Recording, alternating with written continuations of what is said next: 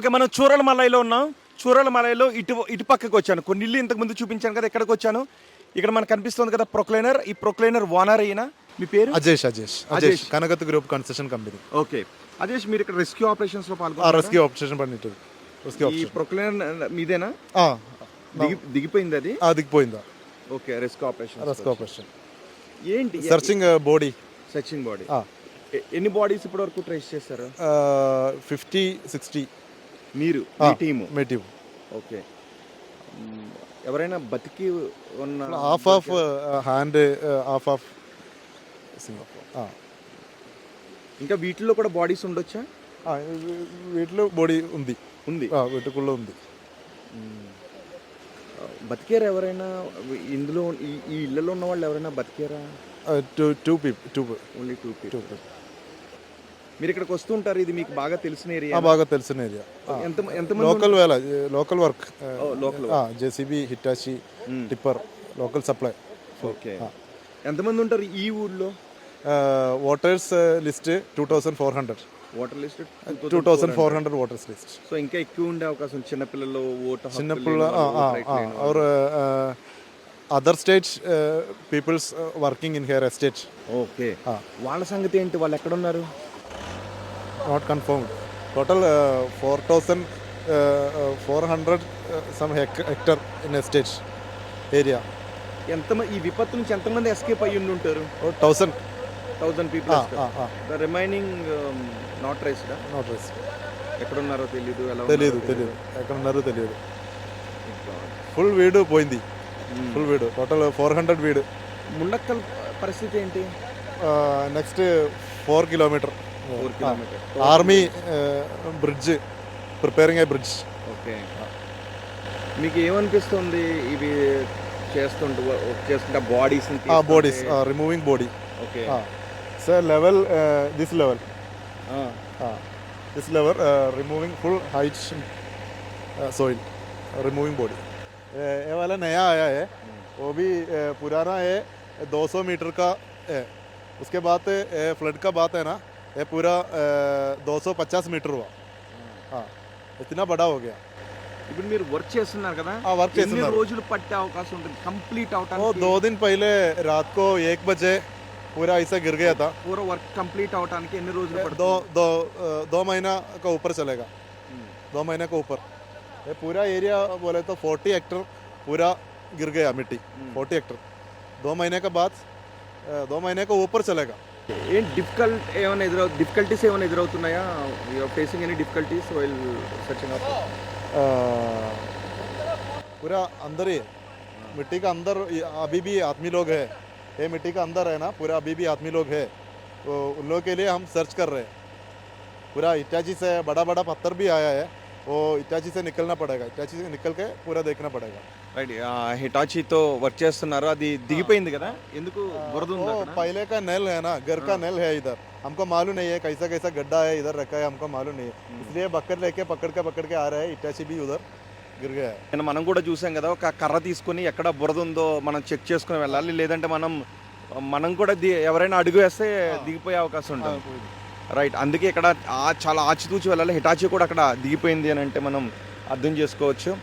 Okay, చూడండి ఒక్కసారి అక్కడ కార్లు, ఆ కార్లు ఎలా ఉన్నాయో మనం చూడొచ్చు. వాటి కింద ఇంకా డెడ్ బాడీస్ ఉండే అవకాశం ఉంటుందని చెప్తున్నారు. కానీ ఇటు మనం వెళ్ళాలి అంటే చాలా కేరింగ్ అని ఒక కర్ర తీసుకుని మాత్రమే మనం చెక్ చేసుకుని వెళ్ళాల్సినటువంటి అవసరం ఉంటుంది.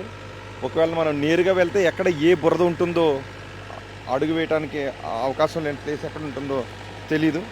కేవలం వాళ్ళు ముందు వెళ్ళారు కాబట్టి ఆ పాత్రలోనే మనం వెళ్తున్నాం. ఇలాంటి కర్ర ఒకటే తీసుకొని మనం చెక్ చేసుకుంటూ వెళ్ళాల్సినటువంటి పరిస్థితి ఉంటుంది. ఒకసారి ఇంకొంచెం మనం ముందుకు వెళ్దాం. చూసారా, ఇక్కడ ఇలాంటి ఊసలు కూడా మనకి ఉంటుంటాయి. అంటే ఎక్కడ అడుగు వేస్తే రెస్క్యూ సిబ్బందికి అవి తాకి గాయాలు అయ్యే అవకాశాలు కూడా ఉంటాయి. ప్రాణాలకు తెగించే ఇప్పుడు దిగిపోయిన ప్రొక్లైనర్ను బయటికి తీసే ప్రయత్నం చేస్తున్నారు. ఎందుకంటే ఇక్కడ రెస్క్యూ ఆపరేషన్ వాళ్ళు చేయాలి కాబట్టి. నేను ఒక్కసారి ఇంకొంచెం ముందుకు వెళ్ళి ఇంకొంచెం నేను ముందుకు వెళ్ళి అక్కడ ఆ ఇల్లు ఉంది, అక్కడ అన్ని కార్లు ఇరుక్కుపోయినాయి. ఒక్కసారి నేను మిమ్మల్ని అక్కడికి తీసుకువెళ్ళి అక్కడ పరిస్థితి ఏంటో చూస్తాను. బిఫోర్ దట్ చూడండి ఒకసారి.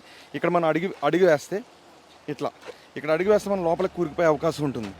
ఎక్కడ అడుగు వేస్తే రెస్క్యూ సిబ్బంది కూడా కూరుకుపోయే అవకాశం ఉంటుంది. చాలా లోతు ఉంటుంది. అందుకే ఆచితూచి మాత్రమే వెళ్ళాలి. ఎక్కడ బురద లేదో చూసుకుని మాత్రమే వెళ్ళాలి. నేను మరికొన్ని ప్లేసులు కూడా ఎక్కడ చూసినా హృదయ విదారకంగానే ఉన్నాయి. ఇప్పుడు మనం ఇక్కడ పూర్తిగా మట్టి దెబ్బగా మారిపోయిన మరో ఇంట్లో లోపలికి వెళ్దాం. ఒకసారి ఇక్కడ ఏ పరిస్థితి ఉందో మనం చూద్దాం. ఒకసారి ఎవరైనా బాబ్బా ఇక్కడ కూడా లోపలికి వెళ్ళొచ్చారు. అంటే దగ్గరలో ఉన్న ఇళ్ళను కూడా గ్యాస్ సిలిండర్స్, మనకి ఇక్కడ గ్యాస్ సిలిండర్స్ కనిపిస్తున్నాయి. బహుశా ఇది ఈ ఇంటి కిచెన్ అనమాట. అందుకే అక్కడ మనకి సామాను ఇవన్నీ కనిపిస్తున్నాయి. కానీ ఇప్పుడు ఆ లోపల ఎవరైనా ఉంటే ఇక్కడ వరకు వచ్చి చూసి వెళ్ళిపోయారు. ఇప్పుడు వీటి కింద ఎవరైనా ఉన్నా వాటిని తీయటానికి అవకాశం లేని పరిస్థితి ఉంటుంది. ఎందుకంటే ఫస్ట్ ఎవరైతే ప్రాణాలతో ఉన్నారో వాళ్ళందరినీ రక్షించే ప్రయత్నం చాలా వేగంగా చేస్తున్నారు. కానీ వీటి కింద ఎవరైనా ఉంటే ఖచ్చితంగా వాళ్ళని రక్షించడానికి అవకాశం లేదు. ఖచ్చితంగా వీటి కింద ఉండుంటారు కూడా. ఎందుకంటే ఆ రోజు ఇంటిలో ఉన్నారు, ఇవన్నీ కప్పబడిపోయాయి, వీటిని తీయలేదు. ఎక్కడ చూసినా చూడండి ఒక్కసారి దొంగలు కనిపిస్తున్నాయి. ఆ మట్టి కూరిగిపోయింది. అవతల ఒక ఇంట్లో ఆ గదిలో తుక్కు ఆ బురదంతా కూరిగిపోయి ఆ చెట్టు కొమ్మలు ఇవన్నీ కూడా అక్కడ మనకి కనిపిస్తున్నాయి. ఒక్కసారి నేను లోపలికి వెళ్ళటానికి ట్రై చేస్తాను. వీళ్ళు వంటగది, ఫ్రిడ్జ్ ఇవన్నీ, అది బెడ్రూమ్. అది అక్కడ మనకు ఒక బెడ్రూమ్ కనిపిస్తుంది. కానీ ఆ లోపలికి వెళ్ళటానికి మాత్రం ఏ విధమైన అవకాశం కూడా లేదు. మొత్తం పూర్తిగా తుక్కుతో నిండిపోయింది.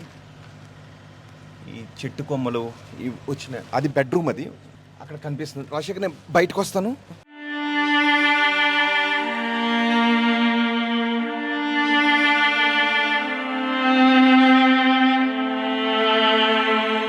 సో ఈ ఇంట్లో చూసాం కదా, కనీసం ఆ ఇంట్లో బెడ్రూమ్ పూర్తిగా మునిగిపోయింది, పూర్తిగా కప్పబడిపోయింది బురదతో. లోపలికి వెళ్ళడానికి అవకాశం లేదు. ప్రొక్లైనర్ కూడా ఒక్కసారి ప్రొక్లైనర్ కూడా చూడండి.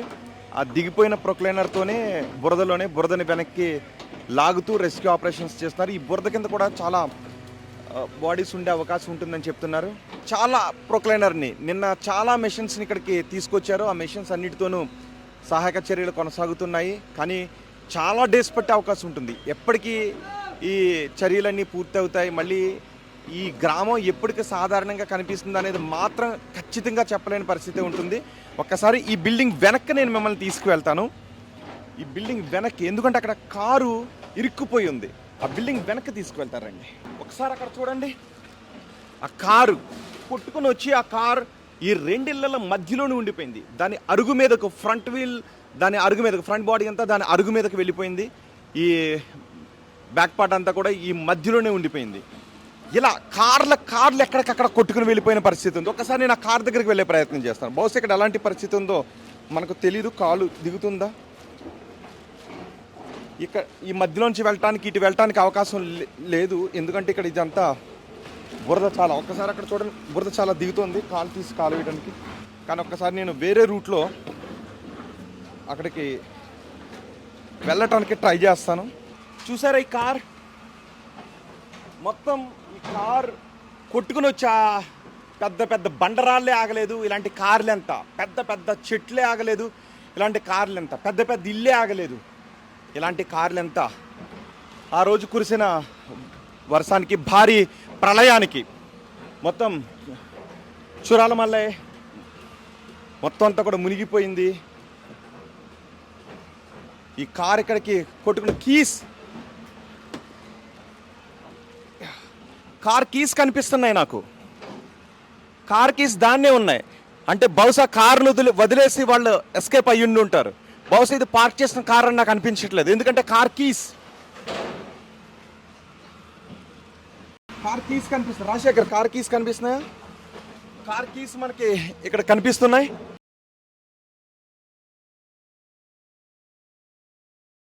ఇంజిన్ ఆన్లో ఉంది, ఆఫ్ చేసలేదు కీ. అంటే ఇంజిన్ ఆన్లో ఉండగానే ఈ కార్ని వదిలేసి దూకుండా ఉండొచ్చు. ఎందుకంటే డోర్స్ క్లోజ్ ఉన్నాయి కాబట్టి బహుశా ఈ కార్ని వదిలేసి దూకుండా ఉండొచ్చు, ఎందుకంటే కార్ కీ పైన నాకు ఎటువంటి వేలు ముద్రలు మట్టి మరకలు కనిపించట్లేదు, అంటే ఎవరు కీస్ ముట్టుకోలేదు. సో ఆ రోజు ఈ ప్రళయం జరుగుతున్నప్పుడు కార్ ఆన్లో ఉంది, కీస్ ఇక్కడే ఉన్నాయి, కార్ ఇగ్నిషన్ ఆన్లోనే ఉంది.